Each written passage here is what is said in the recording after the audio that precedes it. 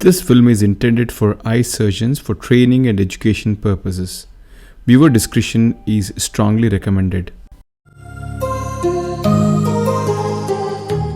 Positive pressure intraoperatively can be a reason for many complications. And let me share with you one such experience and how do you go about dissecting the etiology and then managing the case. She's a 55-year-old lady who has an intermittent white cataract scheduled for surgery. The antechamber depth is about 2.6 millimeter.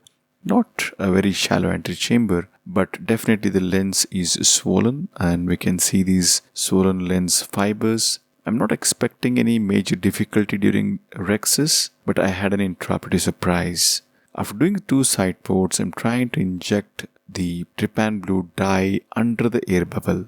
After the first attempt, I feel that maybe I should inject a little bit more dye to ensure that the capsule is really well stained. The moment the second time the dye is injected, I feel that the pressure has built up inside the eye.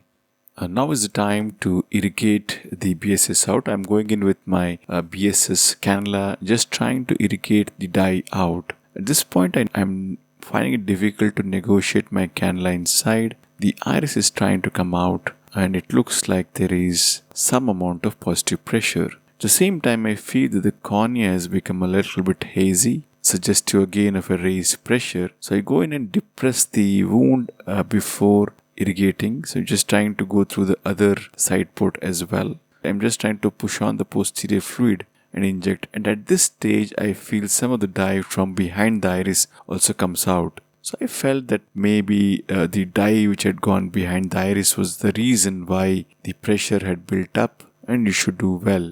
But the cornea is still not very clear. Now is the time to inject OVD. I'm going in with my OVD cannula into the eye. And as I'm trying to go in, I press on the iris just to see some amount of dye again coming out from under the iris surface. Now as the OVD is injected, I can see that the iris is coming out from the side port and the cornea has become steamy. So the first thing to go ahead and do is again decompress the chamber.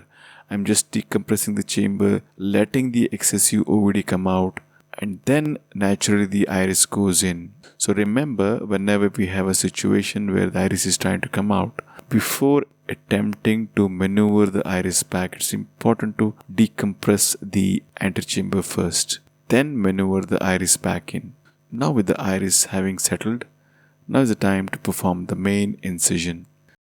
So I'm sitting temporally. This is the 2.8 millimeter keratome which is used to create this posterior limbal based incision. Just trying to replenish some OVD. I'm worried about the rhexis getting extended because of this positive pressure. I see that the pressure is still high and that's the reason why I want to go in and do a small mini rhexis. This is not my usual style. I usually prefer to do it single stage rhexis, but in this situation, because the positive pressure is relentless, I want to first do a small rhexis and then do debulking of the capsular bag to decompress it and then proceed with the secondary rhexis. So the flap is raised. The moment it reaches halfway, I realize that there is a pressure. So I make the capsule flat and use the tearing method to complete the rhexis. So we have a small 2.5 millimeter to 3 millimeter sized rhexis. Now is the time to decompress the capsular bag. Because the swollen lens matter is quite thick and gelatinous, it's unlikely for me to get a good hold with my bimanual I&A. So I'm going in with my phaco probe to remove the swollen lens matter.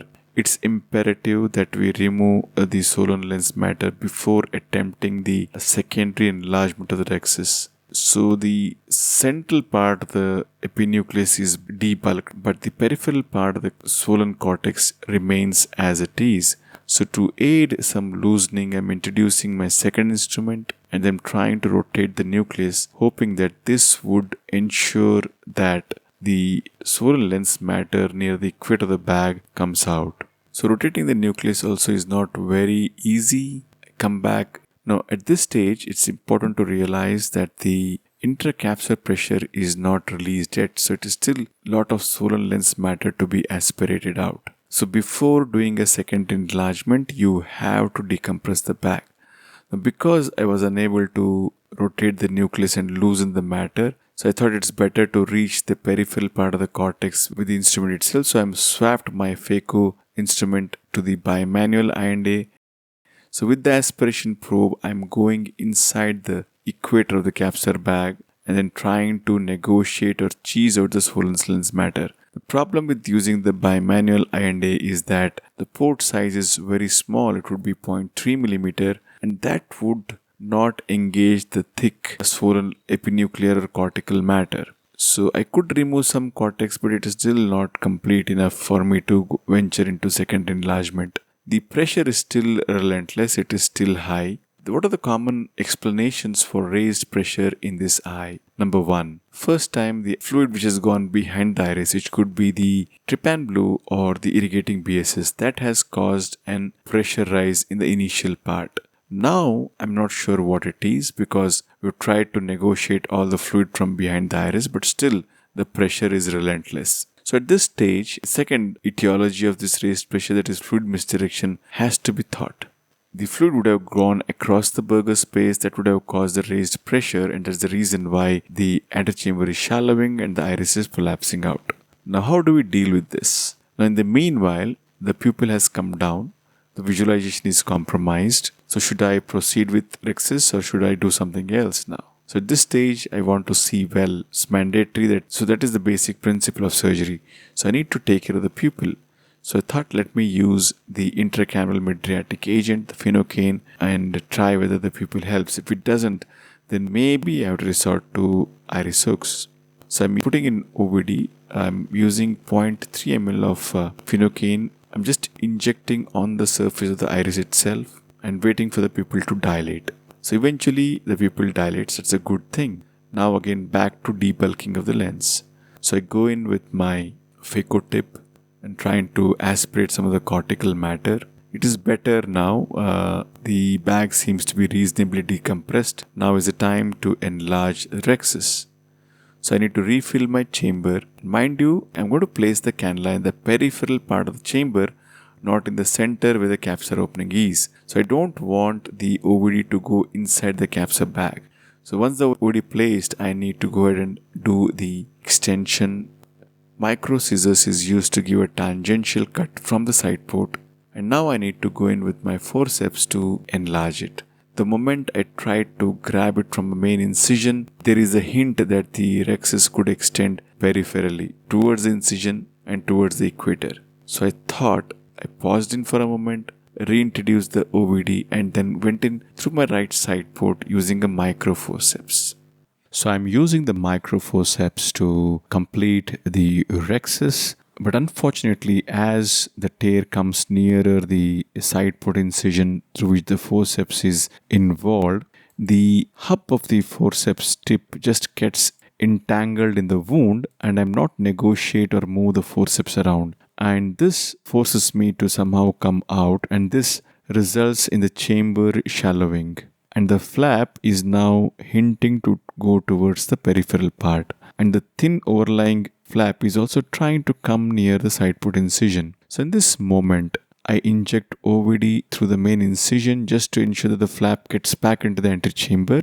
And mind you, the cannula is placed not in the center, it's also slightly peripheral itself on the side. But still, because of the pressure rise and the OVD egressing out through the side port, the flap follows it and comes through the side port and outside the eye. And along with this, we can see the tear propagating. Well, this was heartbreak happening in front of my eyes. And in this crisis situations, we usually don't take the right path, and there was a better way to deal with this. Rather, I thought in a different way.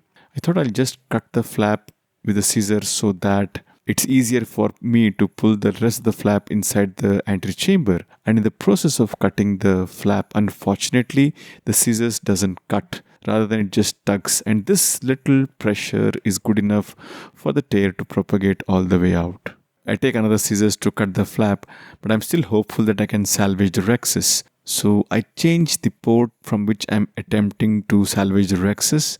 Again, and I'm going into the main incision with the forceps, keep the flap flat, and then pull it centripetally in a quick way.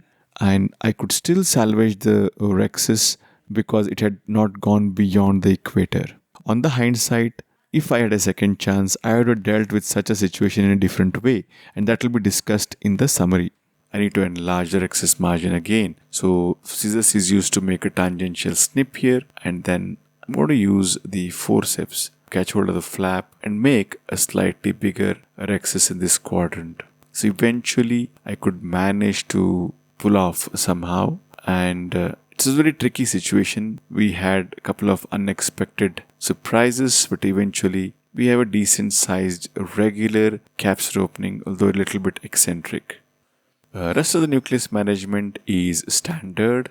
So I'm going to remove the superficial epinucleus and then go in do the direct chop. So the tip is buried into the substance of the nucleus using a sharp vertical chopper. The nucleus is divided into two halves. The nucleus is then rotated, and the division of the nucleus is continued using the vertical chop technique.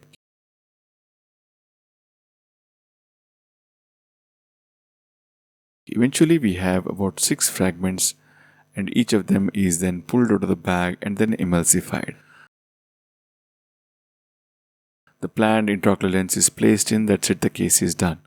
Now let me rewind and let us discuss some of the occurrences which happened, and let's try to dissect out why it happened and what are the options which we have to manage them.